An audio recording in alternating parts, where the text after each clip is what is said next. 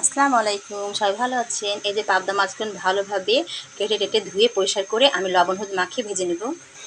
আর এই যে এগুলোকে চিড়েন, এটা ঝিঙাগুলো কেটে আমি পিস পিস করে নেব। আর আলু কেটে আমি ভেজে নেব। এগুলো দিয়ে আমি পাবদা মাছ রান্না করবো, তাহলে ঝটপট করে নিই।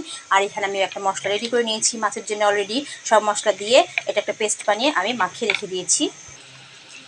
এই যে পাবদা মাছ ভেজে নিয়েছি, আর এখানে আলু ভেজে নিয়েছি। পেঁয়াজ মরিচ ভাজতে দিয়ে দিয়েছি, ভাজা হয়ে গেলে মশলা কষিয়ে দিয়ে আলু আর ঝিঙ্গাগুলো দিয়ে দিব। এই যে আমি ঝিঙ্গাগুলো দিয়ে দিলাম আর আলু ভাজাগুলো দিয়ে দিলাম, দিয়ে এগুলো ভালো করে কষিয়ে নিয়ে তারপরে মাছগুলো দিয়ে আমি এটা পাবদা মাছ রান্না করে দেবো। এই যে পাবদা মাছগুলো বিছিয়ে দিয়েছি, আর আমি একটু ভাজা মশলা দিয়ে দিলাম। এবার এগুলো পানি শুকিয়ে গেলে নামাই নেব, হালকা হালকা পানি রাখবো ঝোল। এই যে আমার ঝিঙ্গা দিয়ে পাবদা মাছ রান্না হয়ে গেল, ঝিঙ্গা আলু দিয়ে। সবাই ভালো থাকবেন আর আমার পেজটাকে অবশ্যই ফলো করে দেবেন। আল্লাহ হাফেজ।